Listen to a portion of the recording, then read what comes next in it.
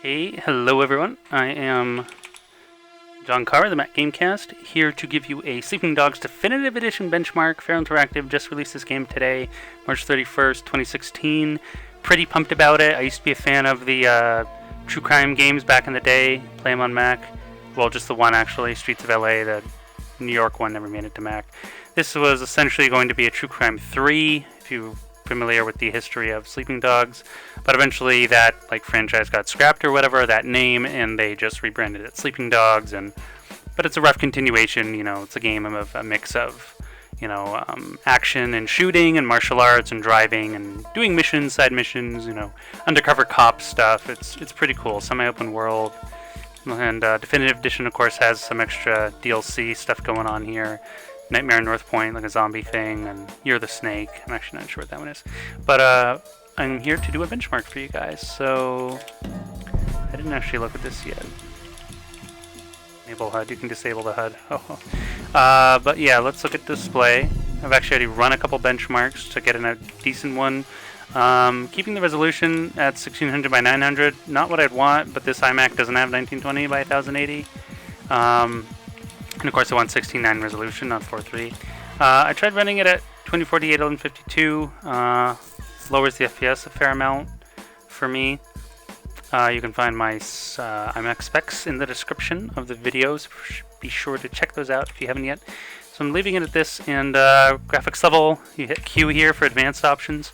And you can see I've got high, normal shadows, normal shadow filtering, that's high, VSync's off. Motion blur I don't like, but of course you can try it if you want.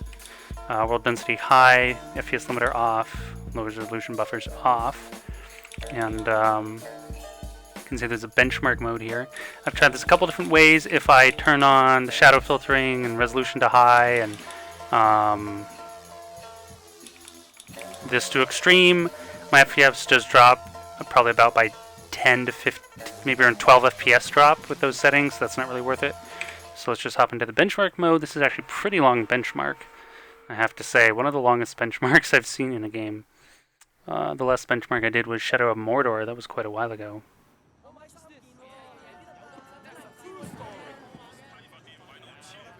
Actually, you can see in the upper left, that's the Steam FPS counter. I am recording this, obviously. Okay, there, I jumped a bit. I was about to say it's hovering more like 40, 45 when I tried this last. But of course, there's a lot of people running around in the world, in the city, and different weather conditions. Here we see the rain. I don't know if there's dynamic weather or it's just certain missions. I haven't actually played the game yet. But I'm hoping to do that soon and bring you some gameplay videos, maybe some tips and tricks, all that fun stuff. But you can see the game looks pretty good. It's not the best looking game in the world, but I'm pretty happy with how it looks. Obviously densely populated, and for sort of open world game like this, or a game where you're spending all your time in a city, it's important to that the place feels like a place and there's people walking around and doing stuff, and so it doesn't feel wooden or a bit lifeless. Something like Prototype, super fun game, not on the Mac, but city never really felt like a city. I think this game a better job of that, perhaps, but we will find out when we actually play. But from what I can tell, you running the recording and the benchmark is actually lowering my FPS a tiny bit. We'll find out shortly. Going down these stairs, some odd glitches on the screen you're seeing, and I've run this benchmark 3-4 times now on different settings, and that happens every time. I have no idea what it is or what it's supposed to be. To be a person, or it's just some artifacts in the benchmark. Not really sure. Nice indoor setting there. Benchmark complete.